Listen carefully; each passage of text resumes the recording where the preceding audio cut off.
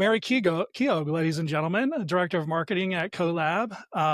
And we're here for another episode of Exploring Growth, LinkedIn Live version. And I am doing a series where I call up some of my past guests and see where they're at now. So where are you now? I've started having some conversations. Have been a lot of fun, and I'm excited about having this conversation with you.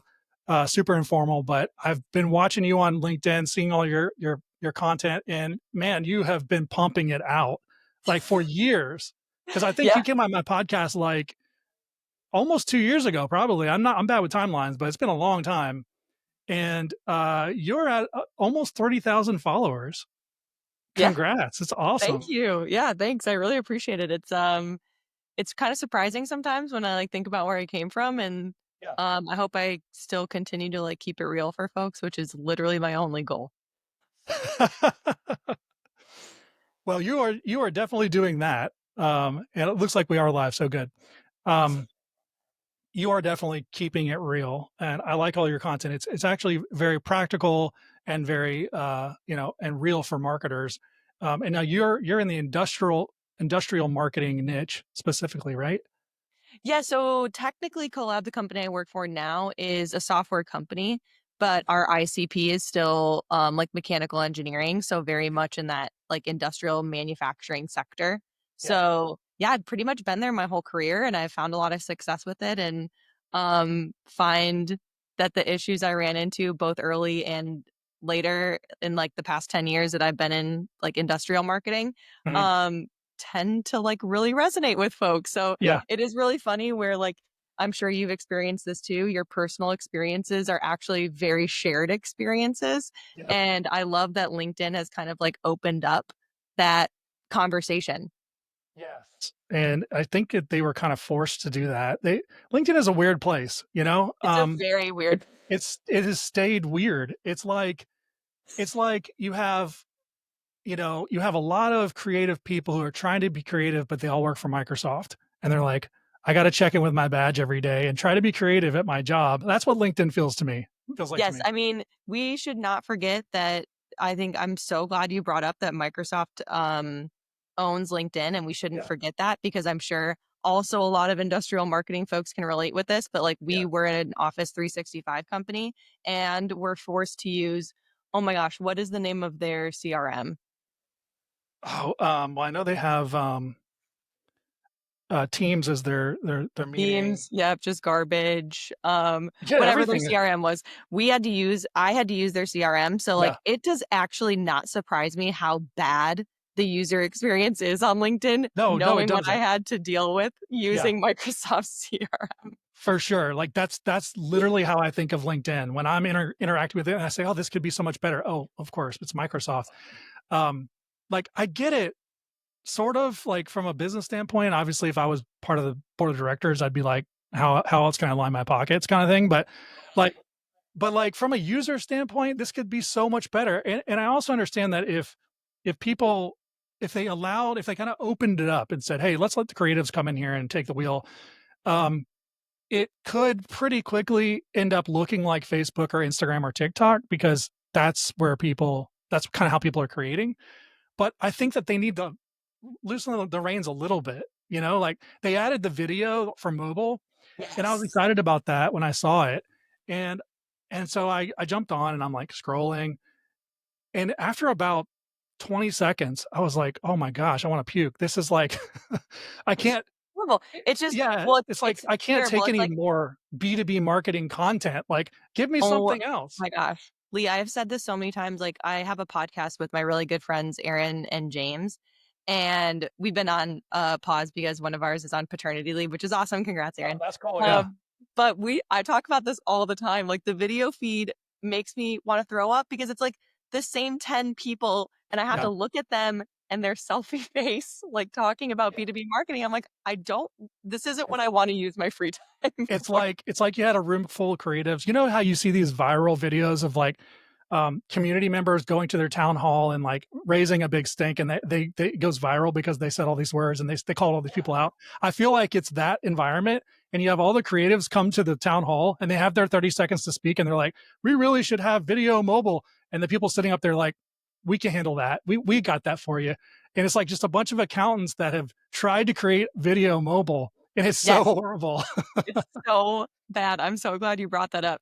And it is really funny to me because if we look at like when I started posting on LinkedIn, I started posting in like 2020, maybe 2019. I don't remember the exact time period, Yeah. but it was like text heavy posts. Hmm. And I really feel like LinkedIn should lean into that because there are so few really big social media platforms that prioritize that medium. That's right. And I think it's okay. Like, I was Yeah. really excited to see, I think Rand Fishkin had like a semi viral post the other day or the other week.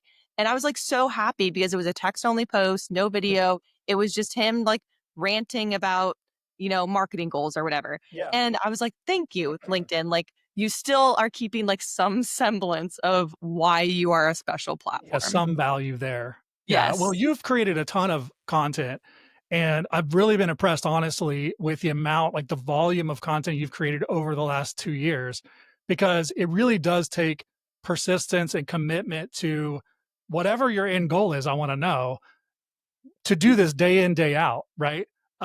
And so I'm curious, first, like, what's your end goal? But also, how have you seen content change on LinkedIn, and what has worked for you and what is working for you now? So my end goal when I first started was to be a voice that I wish I had. So Okay. I just found so I when I first started out, I was like following, not surprisingly, like Chris Walker, my now boss, MJ Smith, and a couple other people who are posting actually like valuable content, what I would call like working in public. So Yeah. truly sharing what they were doing day to day and what was and wasn't working. And I was like, hey, I could do that. But for this like manufacturing niche. Yeah. So that's why I started. And as I grew, I mean, selfishly, that is still my goal. I still am purposefully sharing what I am actually doing. So I'm Mhm. like an actual practitioner doing this stuff Yes. and sharing that with the LinkedIn community. Yeah. And then selfishly, I really don't ever want to have to apply for a job again. So Okay.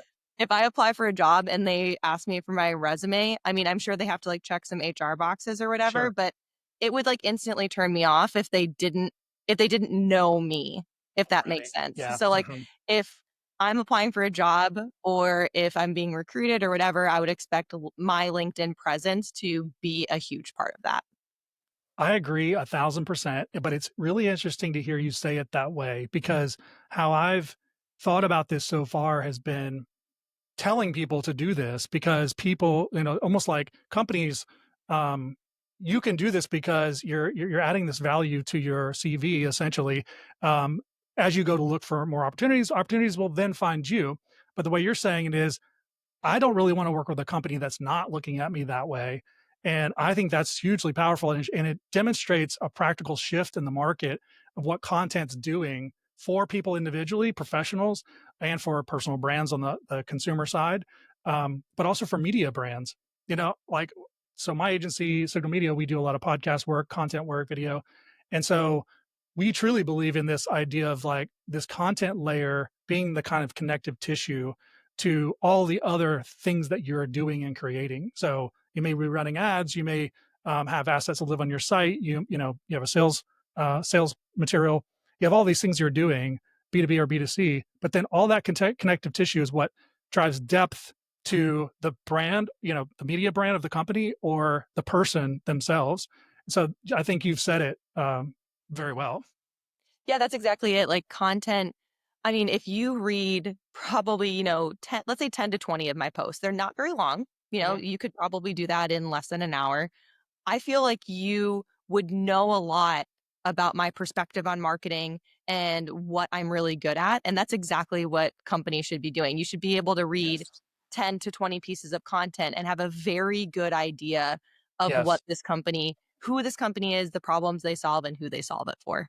Yeah, I think to the extent that you can reach, you personally can reach your broad audience of buyers directly on LinkedIn or other platforms that you're posting on, they're going to get to know you, to the extent that they will find you. Because I think a lot of marketers are going to find you, obviously, but then that second and third circle of your actual audience that you're selling to the degree that they find you, you're exactly right. That's what's going to happen. They're going to really know who Mary Keough is at CoLab. So when they're talking to a sales rep, they're going to have you as their cultural connect, and they're going to have, if they're talking to a sales rep, they probably liked something that you said or did, because if they didn't like it, then they probably wouldn't be talking to a sales rep. Exactly. Yep. Yeah, you nailed it. Yeah, that's cool. That's really cool because 2 years ago, that's not the case. Like 2 years ago, when you started doing all this, our conversations as marketers were, we think this is the way. We kind of feel like we know this is the way, but are we going to do that or not? And what I think is cool about you is that you actually committed to it and said, okay, I'm going to do that. I like that you had this bigger goal of like kind of giving back to other marketers who are looking for, and I see that a lot. I have a colleague that runs a marketing director coaching group, and that's kind of one of his big true north goals too, is just to like produce a resource that marketing directors don't have. Marketing directors go on YouTube, they go on LinkedIn, they're following all of these kind of missing pieces to the puzzle, but they don't have a true voice. And so for you to be out there sort of saying, okay, I can be a constant voice of reality, because I've read a lot of your stuff, and it really is honestly to the point of being vulnerable. I mean, professionally vulnerable to say like, hey, this is actually what I'm working on. This is what my experience is.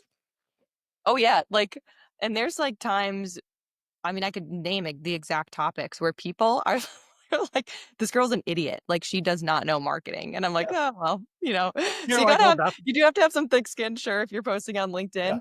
But it's hilarious. Like when I was in really deep in the manufacturing marketing world, trade shows are huge. Like Mhm. trade shows are like kind of the bread and butter marketing platform, I Yeah. guess you would call it, or marketing channel Yeah. for manufacturing companies. And I would rip on them all the time because they'd have these like sometimes $1 million plus booths at these trade shows.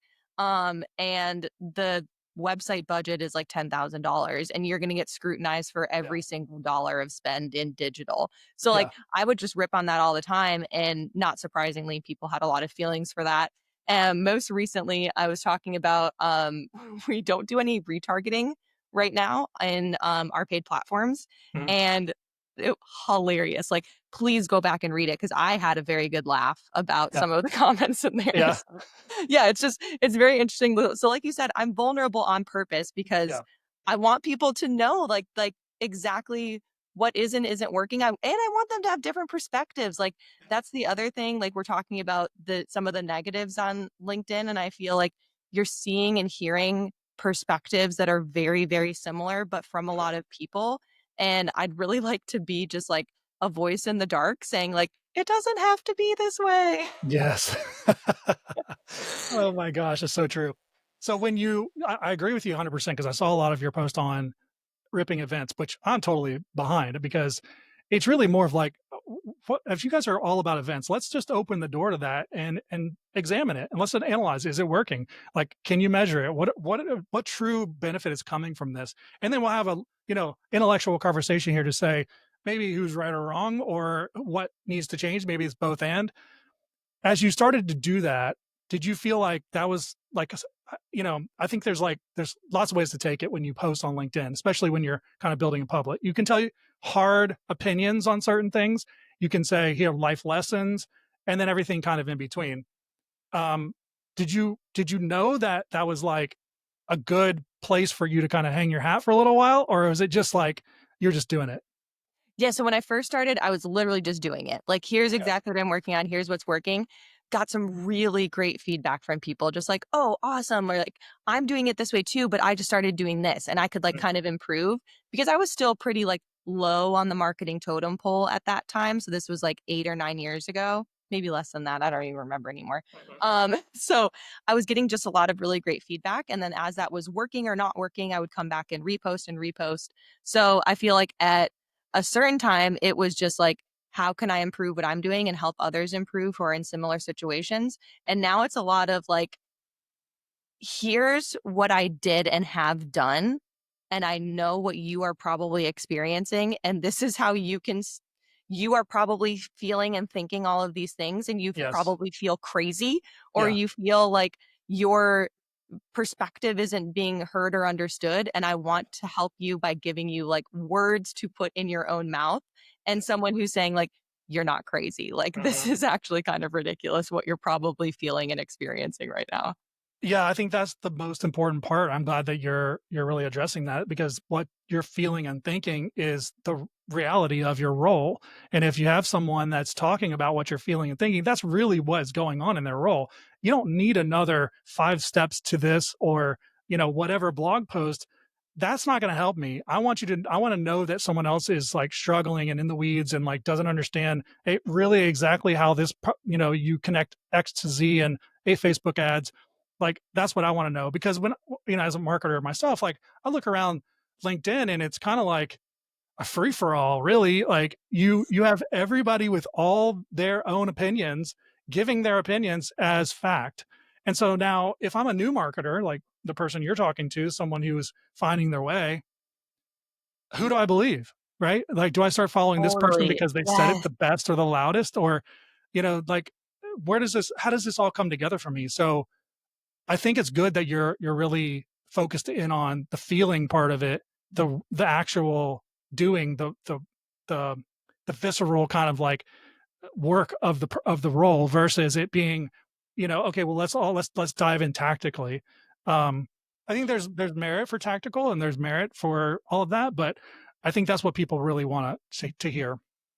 Yeah, absolutely. I still do some like tactical posts too, like, hey, Mhm. here's this.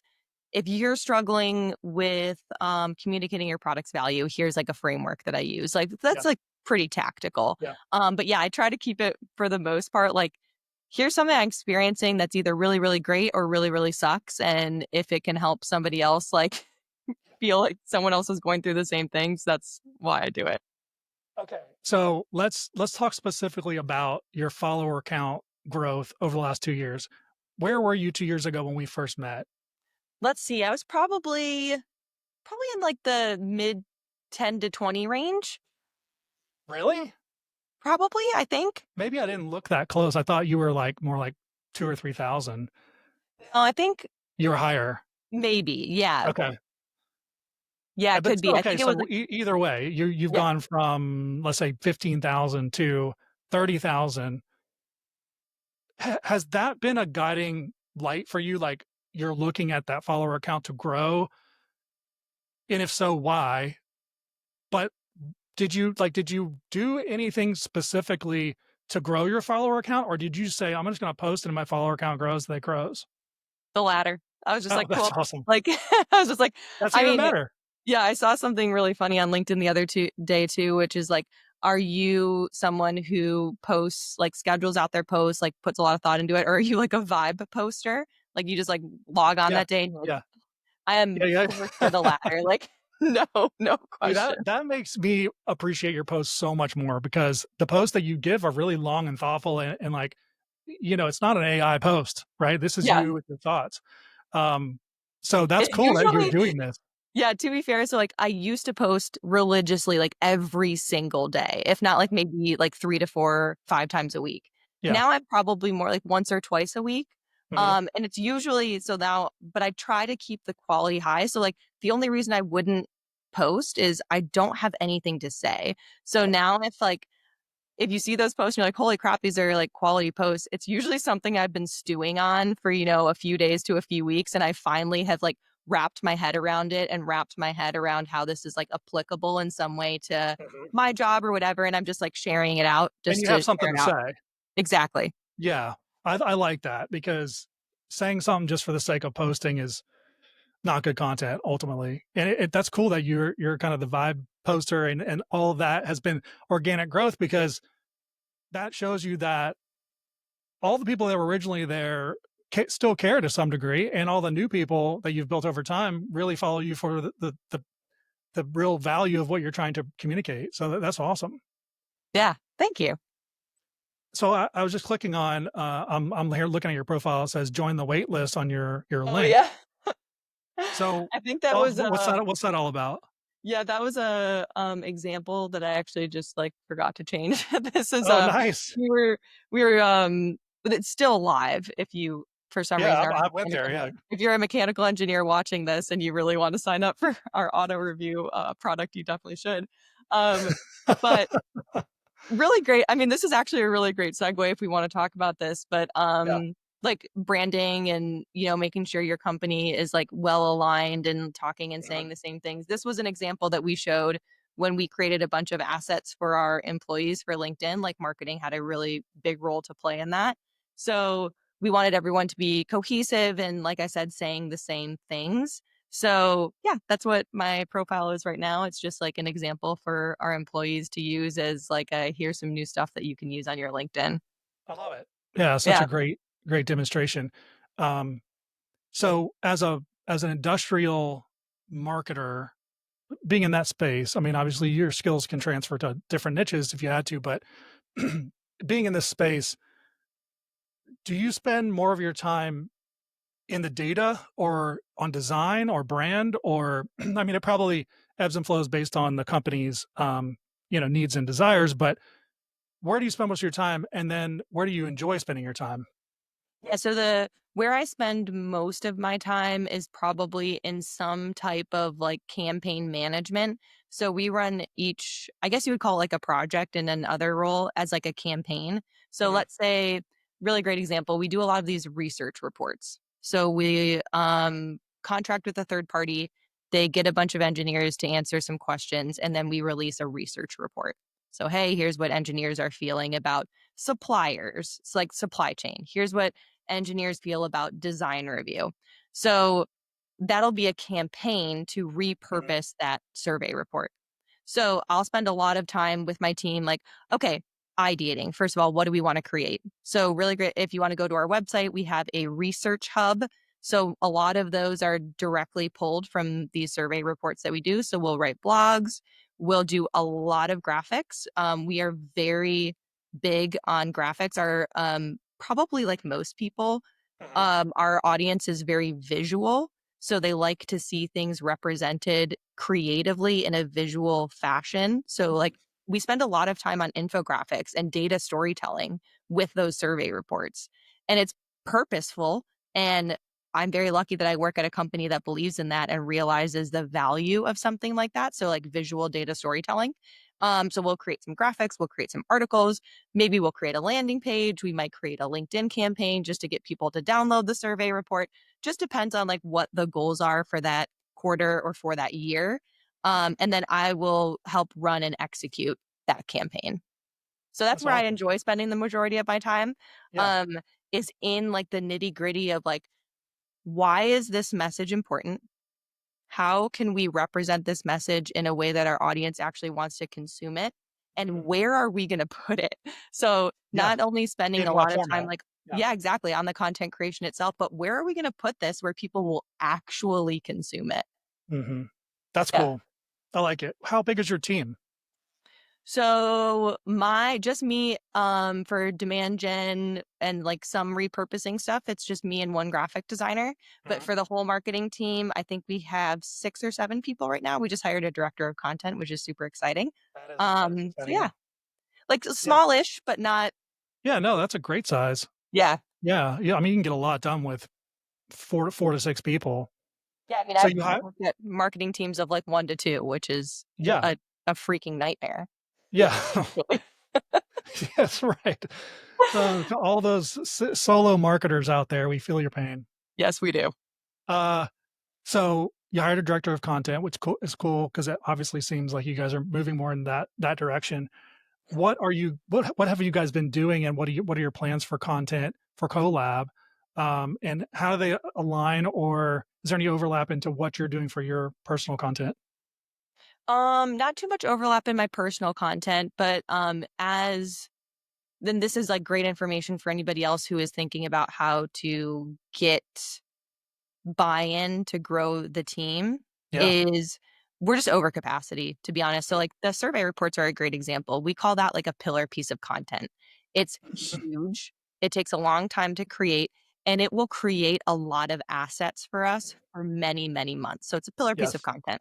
So Yep. right now our CMO MJ does all of the pillar content because she's like both our messaging expert, but Mhm. she's also like knows how to speak the language of like an engineer and what they're going to Mhm. care about. And we honestly just need someone to replace her because she is just like to the brim. Yeah. So That's a really great way to like get buy-in if you are thinking is just like make sure you are like documenting your team's capacity and flagging it early when you're just not able to complete projects on time. And I think Yeah. that's another thing, like we were talking about smallish teams.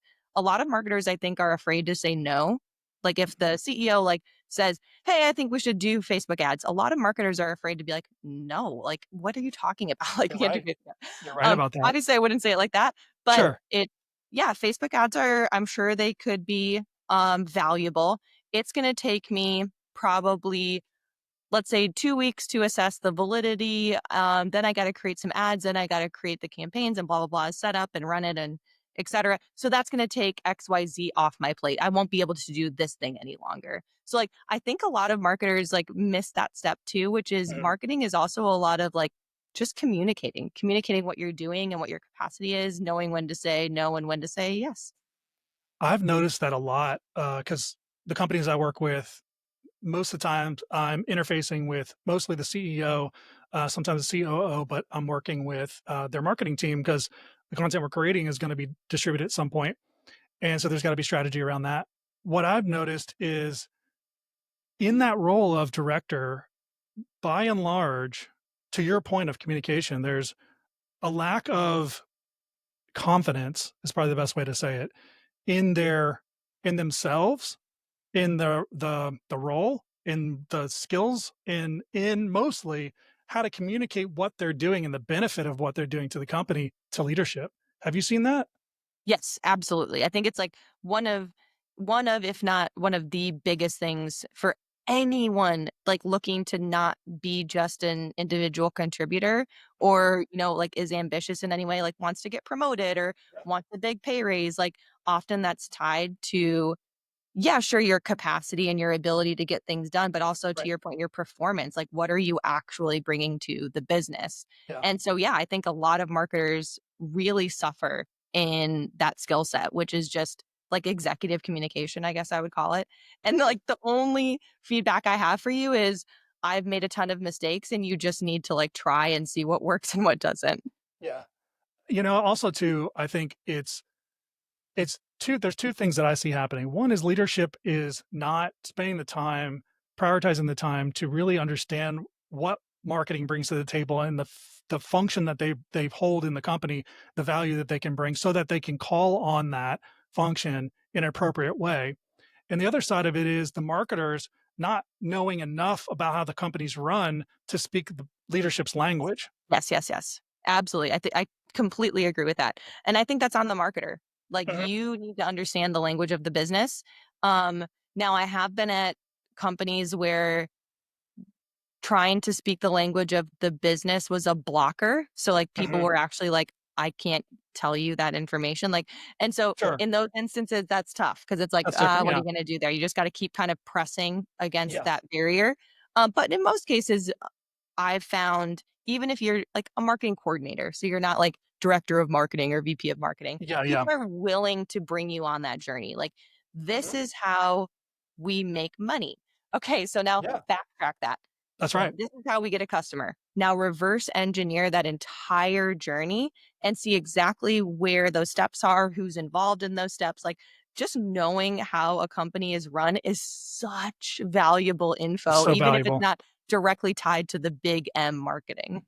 Yeah, because then you're gonna be able to see the big levers that have to be pulled in order to meet quarterly goals, and then you can start to assess your role in all of that. Where how does what I'm doing a tie to that?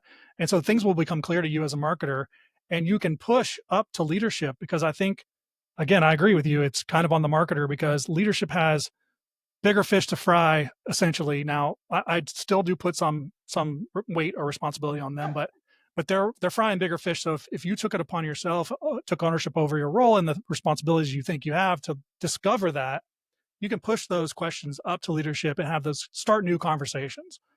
I think that would solve a lot of problems for organizations and for marketers because no matter where you are on the learning spectrum, you'll find it.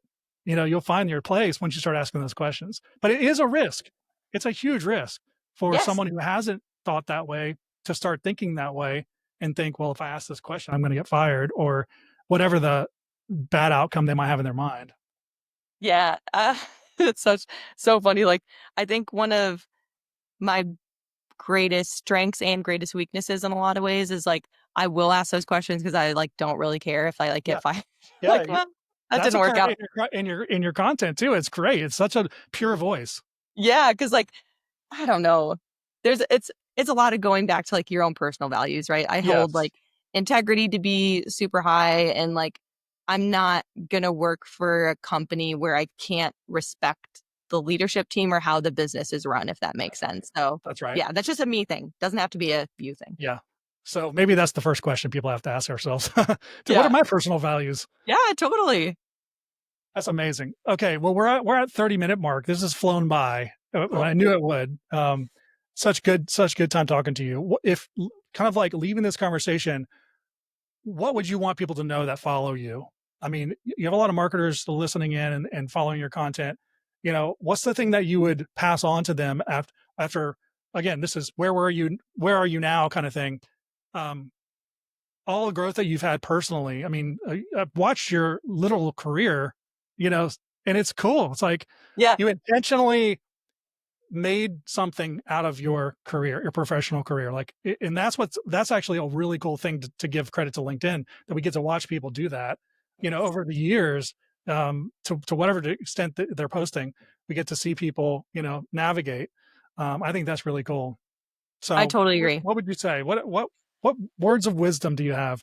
Yeah, I think this is something that took me a little while and I've just recently come to the realization of maybe in the last year or so. And it's just know what you want. Like, really take some time to verbalize and put into words what you want out of your career and out of your life, because that just gives you so much focus and clarity when it comes to like day to day decision making or ambitions you might have, like companies you want to work for, job titles you want to have, freedom and lifestyle you want to have. So I just think that's the biggest thing out of if I could give anyone any advice, if I could give myself this advice 10 years ago, I would give it is just like know what you want. That's great. Okay, well then in 2 years we'll get back together and Perfect. I'll say, hey, you remember 2 years ago when you said know what you want? How's that going? Yep. Good. I want you to, yeah, interrogate me. I need that kind Hold you of, accountable. yeah, exactly.